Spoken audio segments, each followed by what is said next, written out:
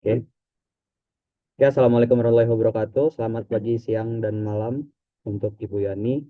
Eh, di sini, pada kesempatan kali ini, saya dan juga teman-teman dari kelompok Hijauania akan mempresentasikan hasil eksperimen kami semua, yaitu adalah pemanfaatan arang aktif dari kulit pisang sebagai absorben untuk menurunkan kadar zat warna dalam air limbah. Sebelum kita memasuki presentasi hari ini, alangkah baiknya kita berkenalan terlebih dahulu. Perkenalkan, nama saya Ivan Setialdi, NIM 130250032. Perkenalkan, nama saya Kaila Pandego dengan NIM 130 25004. Kenalkan, saya Muhammad Faro Santoso dengan NIM 130 25012. Nah, perkenalkan, nama saya Haikal Yanendrasa dengan NIM 130 25030. Kenalkan, nama saya Cifauro Korei Mahajestian dengan NIM 130 25076. Saya Muhammad Gianto 130 25044. Oke, baik. Selanjutnya, sebelum kita masuk lebih jauh, kita masuk ke dalam latar belakang dari pencemaran perairan terlebih dahulu. Di sini, seperti yang dibahas oleh kelompok lain, pencemaran perairan oleh limbah cair industri dan juga domestik itu sudah menjadi isu utama dan juga kritis untuk negeri ini dikarenakan banyak sekali sumber-sumber air yang sudah terkontaminasi oleh limbah baik domestik maupun industri. Selanjutnya, kita masuk ke dalam rumusan masalah dan juga tujuan penelitian. Rumusan masalah kali ini, bagaimana pemanfaatan kulit pisang untuk menurunkan zat warna dalam air limbah. Di sini nanti bakal dijelaskan juga mengapa kita menggunakan alternatif ini, mengapa uh, alat konvensional mempunyai kekurangan, dan selanjutnya tujuan penelitian. Pada kesempatan kali ini kami berfokus kepada untuk menganalisis pengaruh variasi ukuran serbuk arang aktif, spesifiknya adalah kulit pisang dalam meningkatkan efektivitas limbah cair industri dengan optimasi luas permukaan.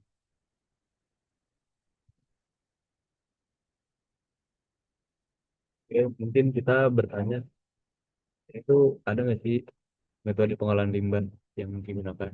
Dan tentunya itu ada metode konvensional yang digunakan, namun memiliki beberapa keterbatasan.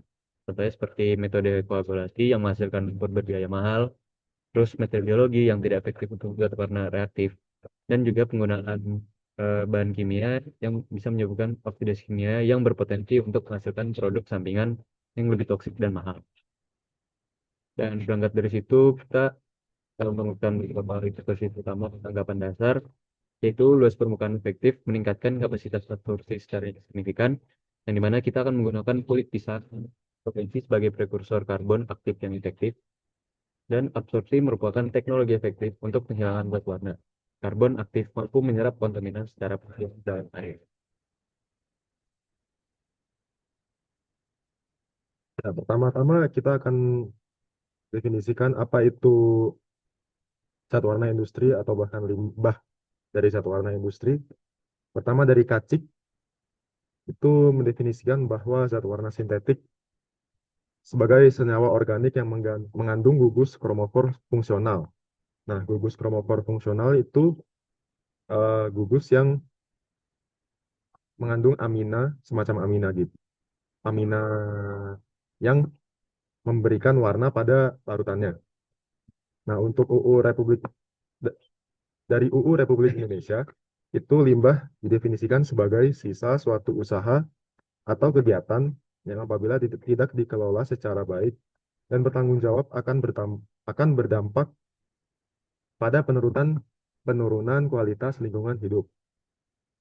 Dari definisi lain juga dapat dilihat zat warna industri ini berdampak toksik dan karsinogenik dan dapat menghambat penetrasi cahaya matahari ke dalam kolom air yang akan memengaruhi laju fotosintesis organisme akuatik fotosintetik.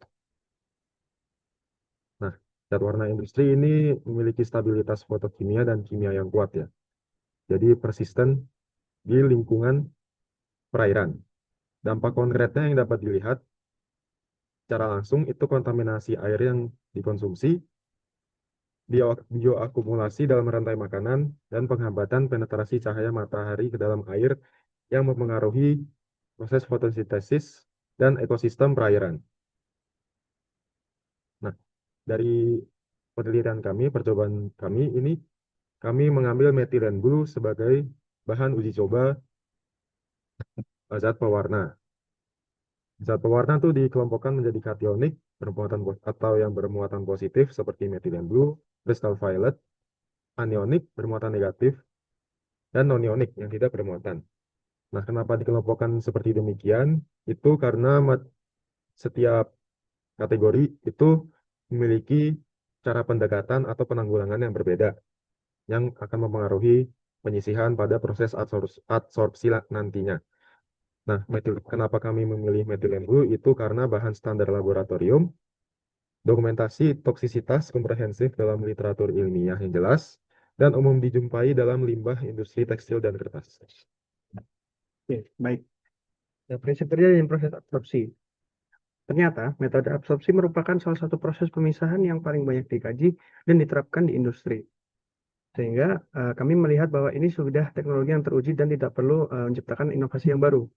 Tran dan kawan-kawan pada tahun 2017 mendefinisikan absorpsi sebagai proses akumulasi spontan suatu zat adsorbat dalam fase fluida baik cair maupun gas pada antarmuka atau permukaan suatu padatan yang disebut adsorben yang dikendalikan oleh gradien potensial kimia antara kedua fase dan berlangsung hingga tercapai kesetimbangan termodinamika. Kesetimbangan termodinamika di sini yang dimaksud adalah ketika antara tidak ada perbedaan potensial yang bermaksud mungkin kalau kita melihat tadi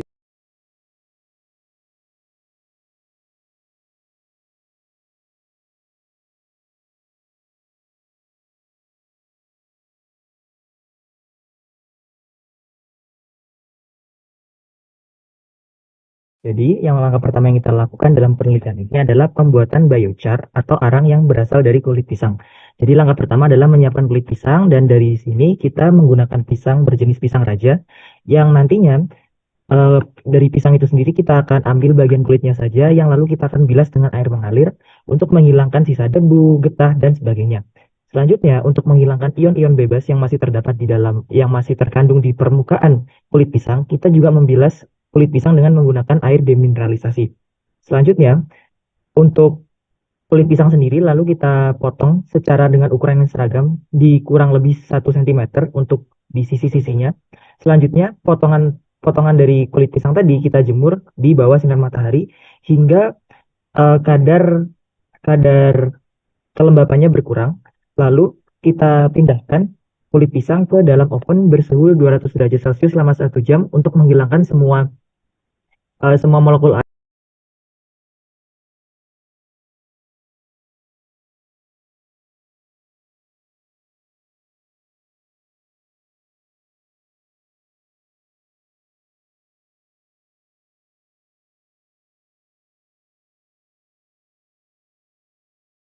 Rencananya untuk ukurannya sendiri itu akan ada di ukuran normal yaitu di sekitar 1 cm tadi untuk variasi pertama. Lalu untuk variasi kedua itu akan ada di sekitar 1 mm dan secara ukuran, dan juga nanti yang ketiga adalah ukuran kurang dari 1 mm. Dan nanti kita akan uji untuk efektivitas dari masing-masing luas permukaan dari arang kulit pisang ini. Selanjutnya nanti setelah kita haluskan secara secukupnya, nanti selanjutnya kita akan ayak kulit pisang tersebut supaya nanti akan terpisah antara yang berukuran kurang lebih 1 mm dan menjadi dikurang dari 1 mm. Terima kasih Kayla, dan sekarang saya akan menjelaskan tentang penyusunan alat filtrasi yang akan kita lakukan.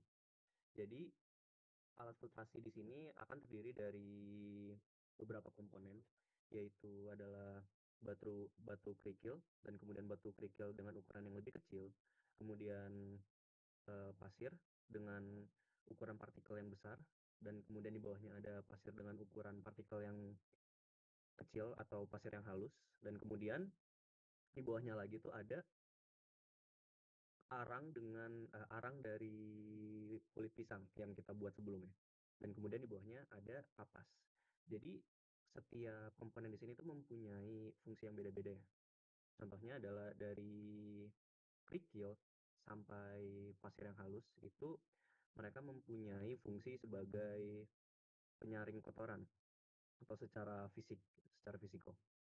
Dan kemudian untuk arangnya sendiri itu akan berguna sebagai penyaring bahan-bahan kimia, atau pada kasus kita kali ini kita akan menyaring methylene blue. Namun pada kasus lain ini juga bisa dipakai untuk menyaring logam berat seperti Fe, Pb, Mn, dan Zn. Dan untuk kapas di bawahnya yaitu untuk menyaring sisa-sisa partikel dari komponen-komponen yang di atas.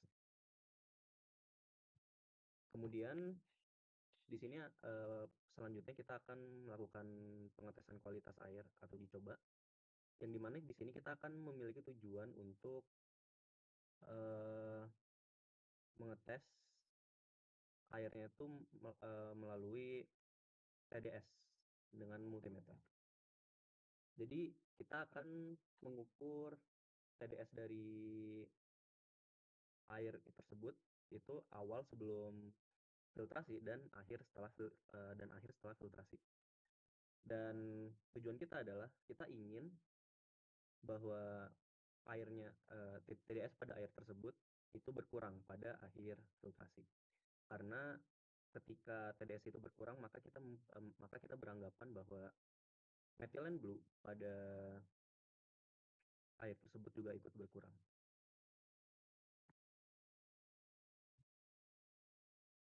Baik, jadi ini untuk dokumentasi dari beberapa kegiatan yang kita lakukan sebelumnya. Jadi dari kiri ke kanan bisa saya sebutkan.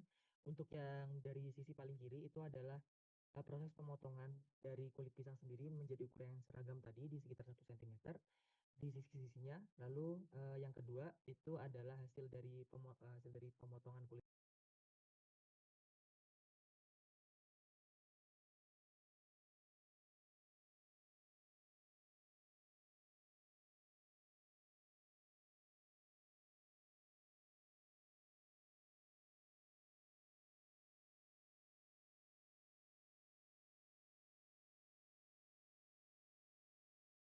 Bercak kehitaman yang juga merupakan bentuk dari oksidasi dari kulit pisang tersebut, yang sebenarnya secara keseluruhan tidak mempengaruhi adanya efektivitas dari pembuatan arang itu sendiri.